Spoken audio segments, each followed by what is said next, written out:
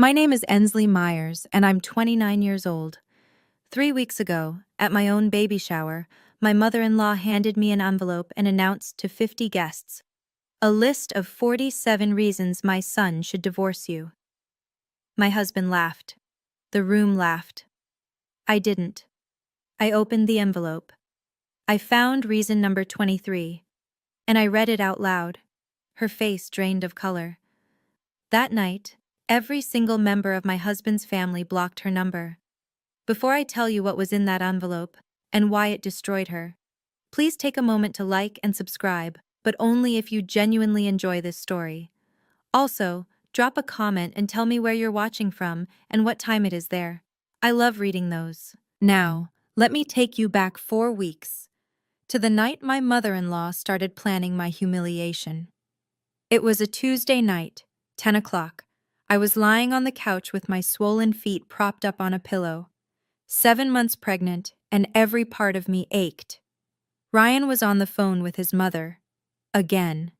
I could hear Patricia's voice through the speaker, sharp, efficient, like she was running a board meeting instead of discussing a baby shower. "I've got everything planned," she said. "The caterer, the decorations, the guest list.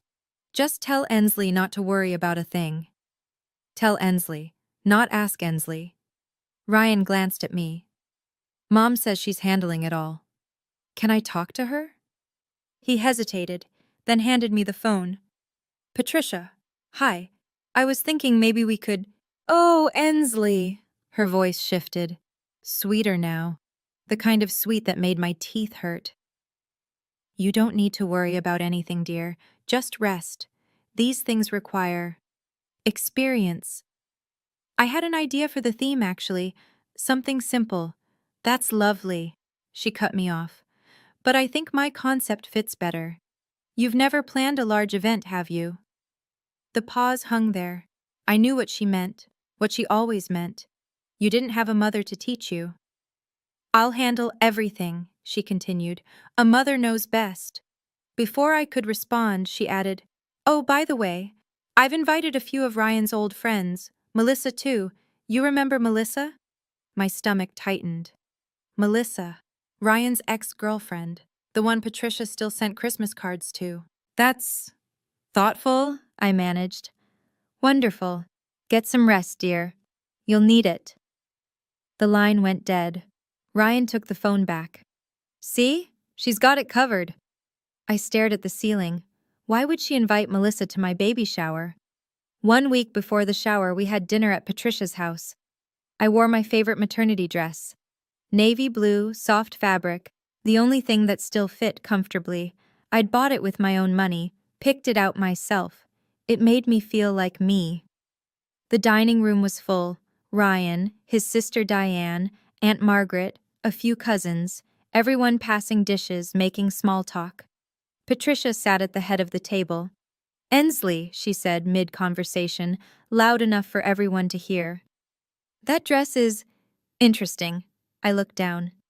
"Thank you. Navy is tricky, though." She tilted her head. "Dark colors can make a woman look so heavy, especially when she's carrying." The table went quiet. "I'm comfortable in it," I said. "Of course you are," she smiled. "Comfort is important. I just think, if your mother were here, she might have mentioned that." The silence stretched. Aunt Margaret's fork paused mid-air. Diane stared at her plate. Ryan cleared his throat. "Mom, come on." But he didn't finish. He never finished. I kept my smile in place. "I appreciate the advice, Patricia, but I'm comfortable with who I am." She blinked, then laughed, light, dismissive. "Of course, dear." After dinner, I was washing my hands in the bathroom when Diane slipped in. "Hey." She closed the door behind her. "I'm sorry about her. I know she's been difficult." I met her eyes in the mirror. "It's fine." "It's not." Diane bit her lip. "Listen, there's something I need to tell you, but not here." "What do you mean?" "Can we meet tomorrow? Just us?" The urgency in her voice made my chest tighten. "Okay," I said. "Tomorrow." She nodded once, then left. What did Ryan's sister know that I didn't? We met at a coffee shop the next morning. Diane was already there when I arrived, stirring a latte she hadn't touched. She looked nervous. That made two of us. "Thanks for coming," she said as I sat down. "You're scaring me a little. What's going on?" Diane took a breath. "I work at First National, you know that. I handle transactions for the branch." I nodded. "Last week I was processing account reviews, routine stuff." She paused. "I came across a withdrawal from your joint savings, yours and Ryan's." "Okay." $11,000, Ensley. The number hit me like cold water. That's not right. Ryan didn't mention any withdrawal. "Because he didn't make it." Diane's voice dropped. "The authorization came through a linked account, someone with secondary access." "Who has secondary access to our savings?" She looked at me, and I knew. "Ryan added her years ago," Diane said quietly. "Before you were married. For emergencies, he said." "Patricia took $11,000 from our account?" "She didn't take it officially. She transferred it through the linked access." Diane slid a piece of paper across the table. "Here's the statement. The date matches her new antique collection she's been bragging about." I stared at the numbers. Black and white. Undeniable. "Why are you telling me this?" Diane met my eyes. "Because it's wrong, and you deserve to know." I folded the paper carefully, slipped it into my purse. "Does Ryan know?" "I don't think so."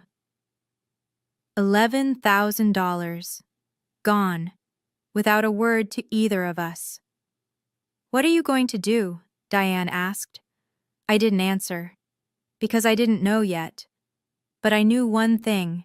I wasn't going to pretend this was okay. That night, I waited until Ryan got home.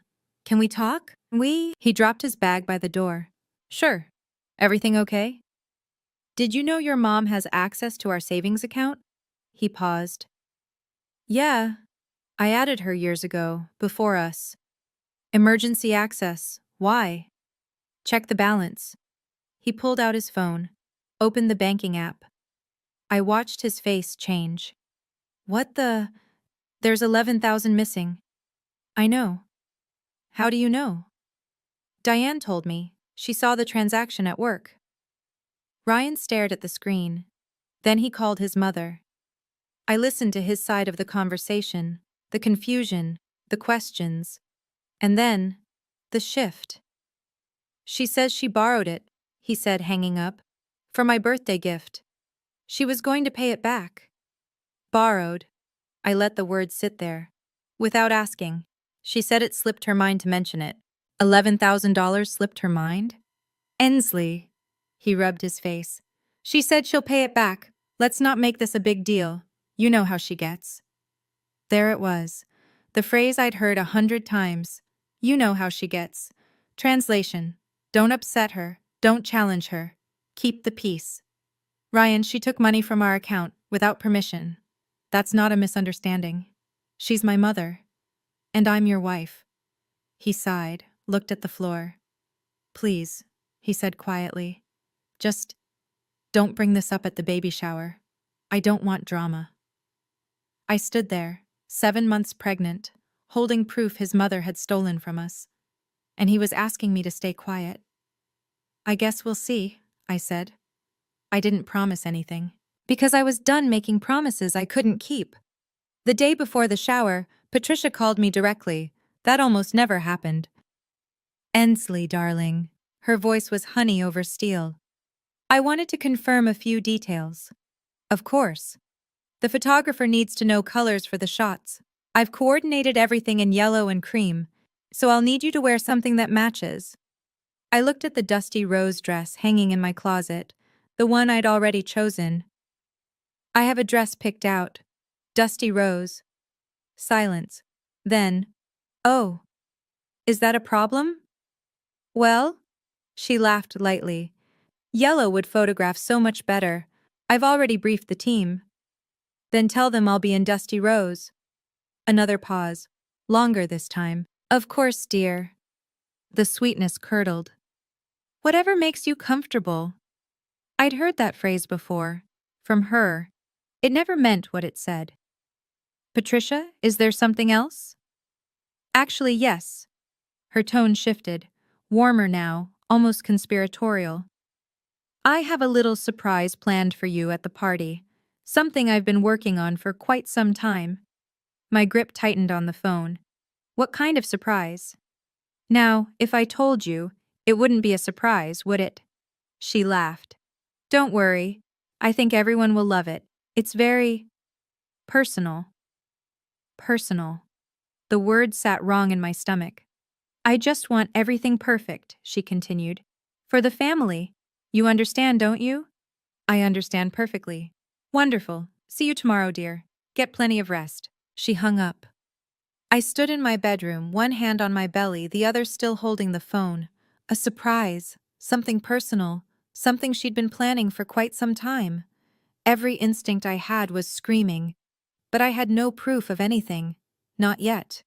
The morning of the shower, Claire arrived early. She found me in the bedroom, half-dressed, staring at the bank statement on my dresser. You look like you're preparing for battle, she said. Maybe I am. Claire sat on the edge of the bed.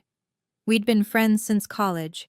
She was a nurse, practical and unshakable, the kind of person who stayed calm in emergencies. Tell me everything. So I did. The $11,000. Diane's warning. Ryan asking me to keep quiet. Patricia's surprise. Claire listened without interrupting. When I finished, she said, And you're still going to this party? I have to. If I skip, I'm the bad guy. She wins either way. So what's the plan? I looked at the dusty rose dress, at the bank statement, at my reflection in the mirror. No plan, I said. I'm just going to show up, smile, and get through it. Claire raised an eyebrow. That doesn't sound like you. What do you mean? You're an analyst, Ensley. You don't walk into situations without data. I almost smiled. She knew me too well. I opened my purse and pulled out the folded bank statement, showed it to her. I have the data, I just don't know if I'll use it. Claire looked at the paper, then at me. Whatever happens today, she said, I've got your back, and my phone is fully charged. For what? Documentation. She shrugged. You never know. I hugged her. For a moment, I felt less alone. Thank you. Don't thank me yet. She pulled back, grinning. Let's go watch your mother-in-law's surprise. I have a feeling it's going to be memorable. She had no idea how right she was. Patricia's house looked like a magazine spread. Yellow and white balloons clustered in archways. Streamers caught the afternoon light. A banner over the fireplace read, Welcome Baby Myers, in gold cursive. 50 guests milled about with champagne and finger foods. Cousins, aunts, family friends. Some I knew, most I didn't. It was beautiful, and not a single detail had been run by me. Ryan squeezed my hand as we walked in. See, Mom really outdid herself. I nodded, smiled, said nothing. The first person I noticed was Melissa. She stood near the gift table, blonde hair perfect, wearing a yellow dress that matched the decorations exactly. When she saw me, she smiled, slow and knowing. Had Patricia coordinated their outfits? Ensley, there you are! Patricia swept toward us, arms outstretched. She wore cream silk, pearls at her throat. Picture-perfect hostess. She pulled me into a hug, close, tight. Our beautiful mama-to-be, she announced to the room. Everyone applauded. But as she held me, she whispered, Glad you didn't wear yellow. Makes things easier. Before I could ask what she meant, she released me and turned to greet another guest. Makes things easier. I found Claire across the room. She raised her eyebrows in a silent question. I shook my head slightly. The next hour was a blur of small talk and forced smiles. Every few minutes I caught Patricia watching me, pleased, anticipatory. Then, at exactly 3 o'clock, she clinked a fork against her champagne glass. The room fell quiet. Everyone, please gather around, Patricia announced, beaming. Before we continue, I have a very special presentation for Ensley. something I've been working on for months. My heart began to pound. This was it, the surprise. And I had a terrible feeling I knew what was coming. Before Patricia could continue, the front door opened. Diane hurried in, cheeks flushed, slightly out of breath. She scanned the room until her eyes found mine. Something was wrong. I could see it in her face. "Sorry I'm late," she announced to no one in particular, already making her way toward me. Patricia frowned. "Diane, we're about to start the presentation. Just 1 minute, Mom."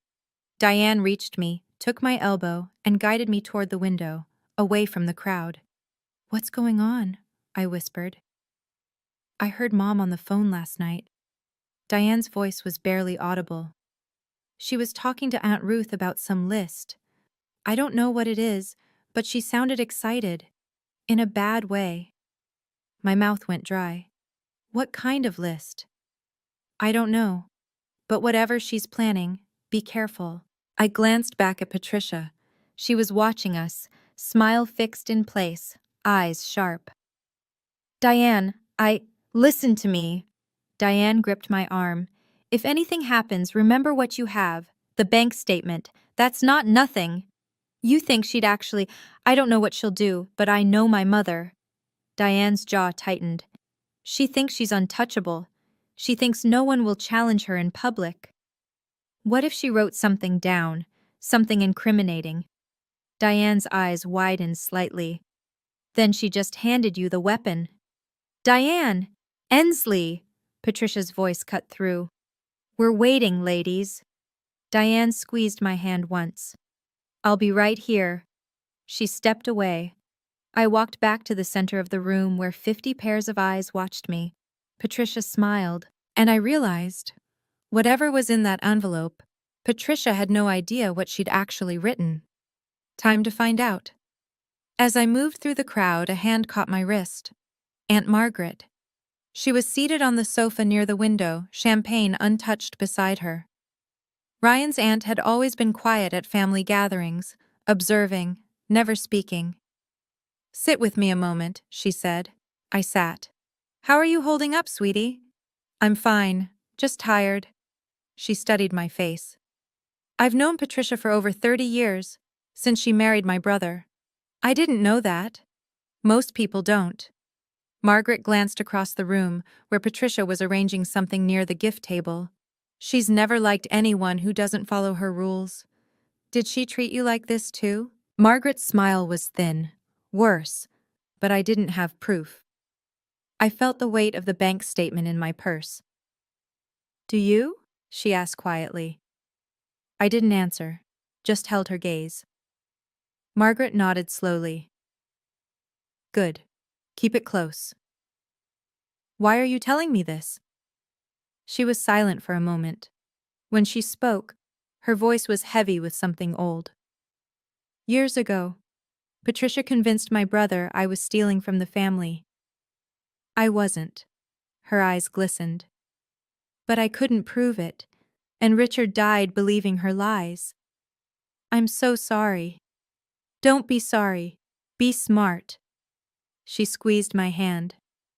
"If she tries anything today, don't let her win with silence. Silence is how she's won for 30 years. Everyone, gather around." Patricia's voice rang. Margaret released my hand. "Go. And remember what I said." I stood, walked toward the center of the room. 50 guests formed a semicircle. Ryan stood near his mother, smiling, oblivious. And Patricia held a white envelope. The room fell silent. This was it. "Okay, I need to pause here for a second. If you're as invested in this story as I was living through it, drop a comment and tell me, what would you do if your mother-in-law handed you an envelope like this? Would you open it in front of everyone? Would you walk away? I'm genuinely curious. And if you're enjoying this, please hit that like button. It really helps. Now, back to the party. Patricia stood in the center of the room, white envelope in hand. The afternoon light caught the pearls at her throat. She looked every inch the gracious hostess, warm, welcoming, benevolent. "Ensley, sweetheart." She extended her hand. Come here. I walked toward her. Each step felt like wading through water. 50 guests watched, smiling, expectant. They thought this was part of the celebration. I've put so much thought into this moment, Patricia said, loud enough for everyone to hear. As a mother, I only want the very best for my son. Murmurs of agreement, nods. Someone said, "How sweet." Patricia held out the envelope. "This is a list," she announced, "of 47 reasons my son should divorce you." For 1 second, the room was completely silent.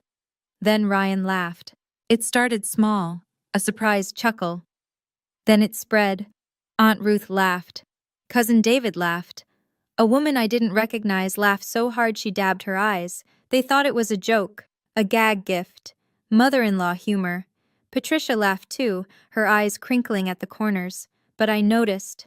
Her gaze never left my face. This wasn't a joke. She wanted to see me break. Ryan nudged me. "Come on, babe, open it." I took the envelope. It was heavier than I expected. "Go ahead," Patricia said sweetly. "Read it. It's all in good fun." Her smile sharpened. "Unless you're afraid of what you'll find?" Another ripple of laughter from the crowd. I looked at Ryan. He was still smiling, waiting for me to play along. I looked at the envelope in my hands, and I thought about every dismissive comment, every backhanded compliment, every time I'd stayed silent to keep the peace. I wasn't afraid. I was done. I opened the envelope. Inside were 4 pages, white paper, neatly typed, numbered 1 through 47. The room was still buzzing with amusement. Someone whispered, "This is priceless." Another said, "Patricia's such a character." I began to read. Number 1. She doesn't know how to cook a proper roast. Number 4. She convinced my son to move 20 minutes away from me. Number 7. She works too much. A wife should be home. Number 15. She's too independent. A good wife relies on her husband. The complaints were petty, small. The kind of grievances a bitter woman collects over years, polishing them like stones. But I kept reading. Number 19. She didn't invite me to her doctor's appointment. Number 21. She won't let me decorate the nursery. And then I reached number 23. I read it once, then again. My heart stopped. "Well?" Patricia's voice broke through. "Anything interesting?" I looked up, met her eyes. Around me, 50 people waited. Claire stood in the corner, phone in hand. Diane hovered near the door, pale. Aunt Margaret watched from the sofa, hands folded. Ryan was grinning. "Come on, read some out loud. This is hilarious." Patricia tilted her head. "Yes, dear, share with the class." I looked at the words one more time. Reason number 23. She doesn't even know I accessed their joint bank account to withdraw money for Ryan's birthday gift. Proof she doesn't pay attention to their finances. She'd written it down. Patricia had actually written down her own confession, and she had no idea. I lifted my head. "May I read this one out loud?" Patricia's smile widened, triumphant. "Of course, dear. Whichever one you like."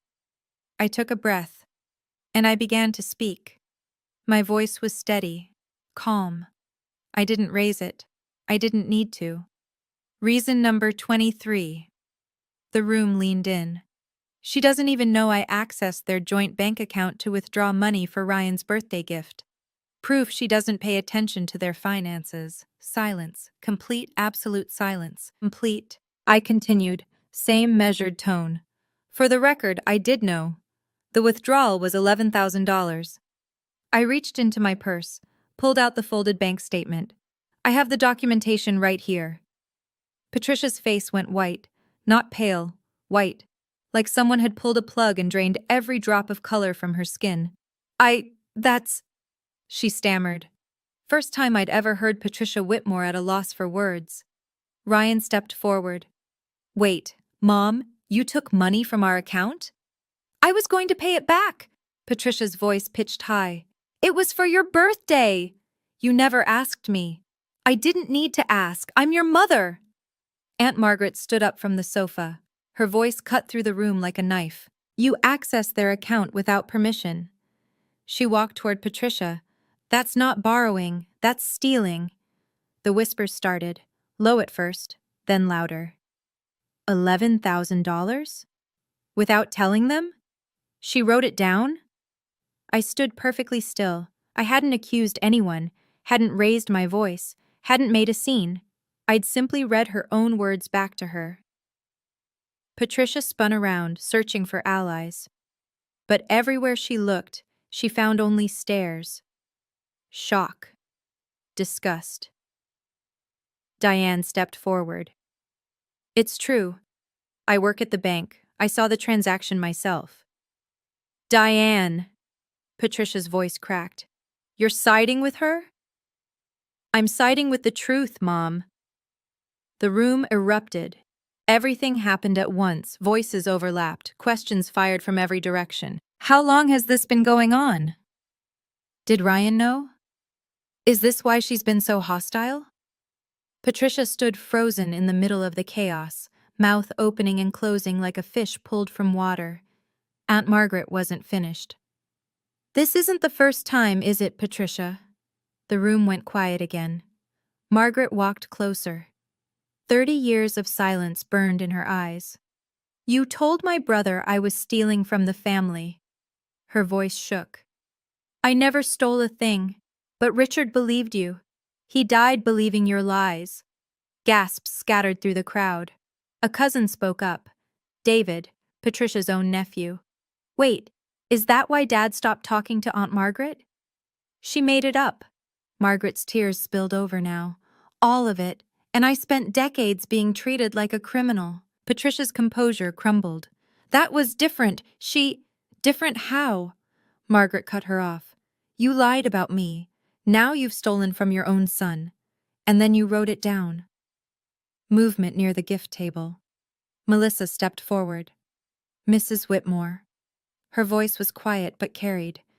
You told me you invited me because Ensley wanted old friends here. That wasn't true, was it? Another murmur swept the room. Patricia had invited Ryan's ex-girlfriend to his wife's baby shower under false pretenses. I was trying to... Patricia started. You were trying to hurt me, I said. Not angry, just clear. You've been trying to hurt me since the day we met. I held up the list. These are your words, Patricia, not mine. All 47 of them. She had no response. For the first time in 30 years, Patricia Whitmore had nothing to say. Ryan stood between us. I watched him process it. The list, the money, the lies. Years of conditioning cracking like ice under sudden weight. Patricia reached for him. Ryan, honey, you know I only did this because I love you. She's changing you. She's taking you away from me. Mom, his voice was rough. I was trying to protect you. From what? He stepped back from her touch. From the woman carrying my child? She's not right for you. I've always known it. You took our money. The words came slow, like he was hearing them for the first time. You made a list to humiliate my wife. At her own baby shower, in front of our entire family. And you invited my ex-girlfriend. Melissa quietly slipped toward the door. Patricia's eyes darted around the room. Everyone's overreacting. This is just a misunderstanding. $11,000 isn't a misunderstanding. Ryan's jaw tightened. A 47-item list isn't a joke. I stayed silent. This wasn't my fight to win. It was his. He had to choose. The room held its breath. I think you should leave, Mom. Patricia's face crumpled. You're choosing her? Over your own mother? Ryan looked at me, at my belly, at the life we were building, then back at her. I'm choosing my family, the one I'm building, with her. Patricia grabbed her purse. Her hands shook. She walked toward the door and the crowd parted like water. At the threshold, she turned. Her eyes locked on mine. This isn't over, she said. I met her gaze without flinching. I think it is. The door slammed behind her. For a moment, No one moved. Then Aunt Margaret lifted her champagne glass. Well, that was 30 years overdue. The door's echo faded. 50 people stood in Patricia's perfectly decorated living room, surrounded by yellow balloons and streamers, trying to make sense of what just happened. Then, unexpectedly, someone laughed. It was Aunt Ruth, a small, shocked giggle that broke the tension. "I've waited 20 years to see that woman speechless," she said. A few others laughed. Nervous, relieved laughter. Diane crossed the room to me. "I'm so sorry about all of this. Are you okay?" I took a breath. Let it out. "I think I'm better than I've been in months." Claire appeared at my side, phone still in hand. She leaned in close. "I got it all on video, just in case." I nodded. "Not for revenge, just for protection. There's a difference." Ryan came to me then. His face was pale, eyes red. "Ensley." His voice broke. "I'm sorry. I should have seen this sooner." I took his hand. "You see it now. That's what matters." Around us, the baby shower slowly resumed, awkwardly at first, then with genuine warmth. Someone cut the cake, someone else started opening gifts, but the mood had shifted, lighter somehow, like a pressure valve had finally released. Patricia's cousin Ellen found me near the dessert table. "Thank you," she said quietly. Someone needed to stand up to her. We've all been too afraid. Similar whispers reached me throughout the afternoon. Relatives I'd barely met, friends of the family, all with the same message. It was about time. I didn't expose her. She exposed herself. I just read what she wrote. By the time we left that evening, I realized something had changed. For the first time since I'd married Ryan, I didn't feel like an outsider in his family. I felt like I belonged. Before the party ended, a small group gathered in Patricia's study. Ryan, me, Diane, Aunt Margaret. The door closed behind us. "We need to talk about next steps," Margaret said. Ryan sat on the edge of Patricia's desk, the desk where she probably typed that list. "I'm removing her access from our accounts first thing tomorrow." "Good," Diane said. "That should have been done years ago." "And the 11,000? I asked. Diane pulled out her phone, checking something. "Legally, you have options. The withdrawal was unauthorized. You could pursue it." "I don't want to sue her." I shook my head. "I just want boundaries." "Then make them clear." Margaret's voice was firm. "In writing, no more family favors, no more access to your finances, your home, or your decisions, not until she earns it back." Ryan nodded slowly. "I'll send her an email. Lay it all out. No contact until she apologizes and pays back the money." "An actual apology," Diane added. "Not her usual, 'I'm sorry you feel that way' nonsense." "And the baby shower?" I looked around the room. "Do we just pretend this didn't happen?" Margaret laughed. It was warm, genuine. "Honey, this is the most honest family gathering I've been to in 30 years. Ryan took my hand. "I'm not cutting her off forever. She's still my mother. But until she takes responsibility, she doesn't get access to our life." I squeezed his hand back. It wasn't a perfect solution. It wasn't even a complete one. But it was a start. Boundaries aren't about punishment. They're about protection. And for the first time in my marriage, I had both my husband and his family standing beside me. That was worth more than any apology. Can I be honest with you for a second? When I was standing there reading that list out loud, my hands were shaking. But I realized something. Silence wasn't protecting me. It was protecting her. If you've ever had to stand up to someone who thought they were untouchable, I see you. Drop a heart emoji in the comments. And if you're new here, please subscribe. We've got more stories coming. Now let me tell you what happened that night. That night, our apartment felt different, quieter, lighter, like a storm had passed and left everything clean. Ryan sat on the couch staring at his phone. "I have 12 messages," he said. From who? Everyone. He scrolled through. Uncle David, Cousin Beth, Aunt Ruth, people who haven't texted me in years. What are they saying? He read a few out loud. Diane. Mom's been calling everyone. No one's answering. Aunt Margaret. Blocked her number. 30 years too late. But better late than never. Cousin Beth. I always knew something was off with her. Thank you for finally proving it. Uncle David. Proud of you, son. That took guts. Ryan set the phone down. His eyes were distant. How do you feel? I asked. He thought for a long moment. Guilty, he said. Relieved, sad, all at once. That's okay. I sat beside him. You're allowed to feel all of it. I spent 31 years thinking her behavior was normal. He turned to look at me. It took you standing up to show me it wasn't. I didn't say anything, just rested my head on his shoulder. His phone buzzed. He checked it, then showed me the screen. He'd blocked Patricia's number. I'll unblock her when she's ready to be a grandmother, he said quietly, not a controller. I thought about the baby growing inside me, about the family I wanted to build. She can still fix this, I said. All she has to do is apologize, genuinely. You think she will? I remembered Patricia's face as she left, the rage, the humiliation, the promise in her eyes. I don't know, I said honestly, but the door's not locked, just closed. Whether she chose to open it was up to her. A week passed. Then the email arrived. Ryan showed me on a Sunday morning, his face carefully neutral. It's from her. I set down my coffee. What does it say? He read it aloud.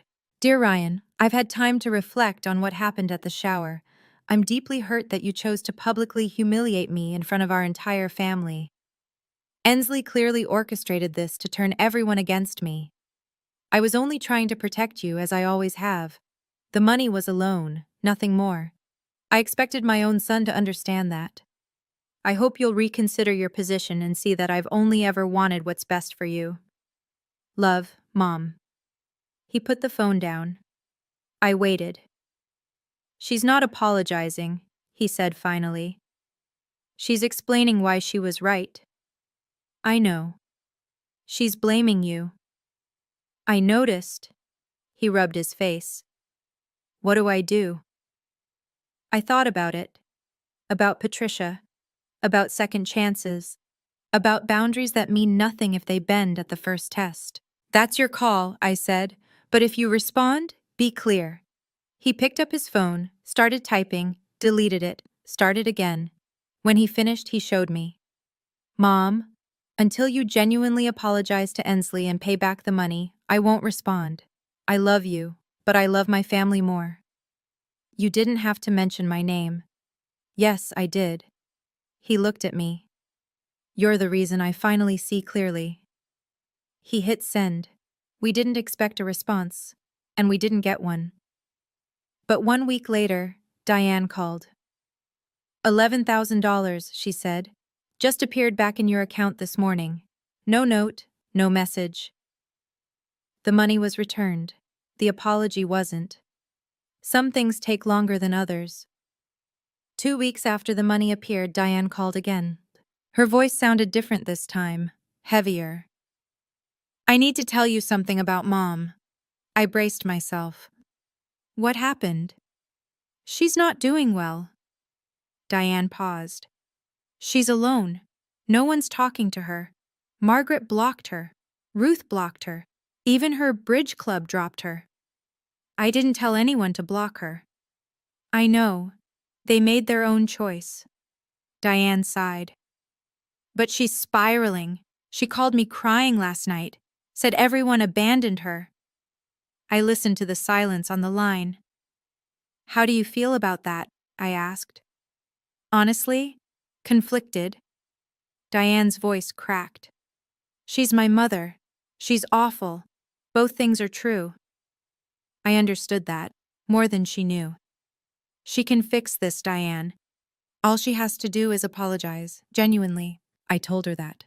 She keeps saying she did nothing wrong. Then she's not ready yet. I know.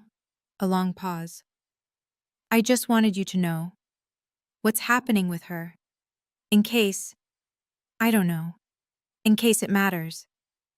I looked out the window, thought about the woman who'd spent years making me feel small, who'd stolen from us, who'd tried to destroy my marriage in front of 50 people. I didn't feel happy that she was suffering, but I didn't feel guilty either. Thank you for telling me, I said. And Diane, you're not responsible for her choices. Neither are you. I know. When we hung up, Ryan was watching me. How is she? Lonely, defensive, still not sorry. He nodded slowly. Maybe she never will be. Maybe. I placed my hand on my belly. But until she is, she doesn't get to be part of this. Our baby kicked, right on cue. Some boundaries protect more than one person. 3 months later, I gave birth to our daughter. We named her Lily. The delivery room was small but bright. Ryan held my hand through 18 hours of labor. Claire was there, off duty but refusing to leave. Diane arrived with flowers. Aunt Margaret brought a hand-knitted blanket. Patricia wasn't there. She still hadn't apologized. I held Lily for the first time, this tiny, perfect person, and felt the world shift on its axis. Everything that had happened before suddenly felt smaller, less important. This was what mattered now. She's beautiful, Claire whispered. Claire, she looks like you, Ryan said, tears on his cheeks. I looked at my daughter's face, at her tiny fingers, at the future stretching out ahead of her. She would not grow up in a family where silence was a weapon, where manipulation was love, where standing up for yourself meant standing alone. I would make sure of it. Later that evening, Ryan sat beside my hospital bed, phone in hand. I called Mom, he said quietly, told her about Lily. My heart clenched. What did she say? She cried, asked if she could see her. And? Ryan met my eyes. I said when she's ready to respect my wife, she can meet my daughter. I reached for his hand. That must have been hard. It was. He squeezed my fingers. But it was the right thing. Diane appeared in the doorway. Hey, she said softly. I just wanted you to know. I talked to Mom this morning. She mentioned therapy. Therapy? For the first time in her life, Diane almost smiled. Maybe there's hope. I looked at Lily, sleeping peacefully in my arms. Maybe there was, but hope wasn't the same as trust. That would have to be earned. 6 months after Lily was born, a letter arrived. Not an email, a handwritten letter, on cream stationery, with Patricia's familiar slanted script. I almost threw it away. Instead, I sat at the kitchen table while Lily napped, and I read. It was 2 pages long. She wrote about her childhood, growing up with a mother who never showed affection, learning that love meant control, and control meant safety. She wrote about losing her husband, Ryan's father, and how terrified she'd been of losing Ryan too. Then she wrote this. I convinced myself that if I could control everything around my son, I could keep him safe. But I was wrong. I wasn't protecting him. I was suffocating him. And I was cruel to you because you threatened the only kind of love I knew how to give. I'm sorry. Not sorry you feel that way. Not sorry if I hurt you. I'm sorry for what I did. For the list. For the money. For every time I made you feel like you weren't enough. You are enough. You always were. I was just too broken to see it. I read the letter twice, then a third time. Ryan came home to find me at the table, the pages spread before me. He read it in silence. When he finished, his eyes were wet. What do you want to do? I asked. He looked at me. What do you want? I thought about it. The pain, the humiliation, the scars, but also the possibility. We can meet, I said finally. Once, in a public place, with clear rules. And if she breaks them? Then we're done. Ryan nodded. One more thing, I added. She's not holding Lily until she looks me in the eye and says it in person. Fair. More than fair. But I was willing to try. We met at a coffee shop on a Tuesday afternoon. Neutral ground, public space. Lily and her stroller between us. Patricia looked different, smaller somehow. The sharp edges softened. She wore less makeup, simpler clothes. 6 months of therapy and isolation will do that to a person. She sat across from me, Ryan beside me, a table between us and whatever came next. Thank you for meeting me, she said. Her voice was quieter than I remembered. I nodded, waited. She took a breath. I'm sorry. Her eyes met mine directly. For the list, for the money, for years of making you feel unwelcome in your own family, for using your mother's absence as a weapon. Her voice broke on the last words.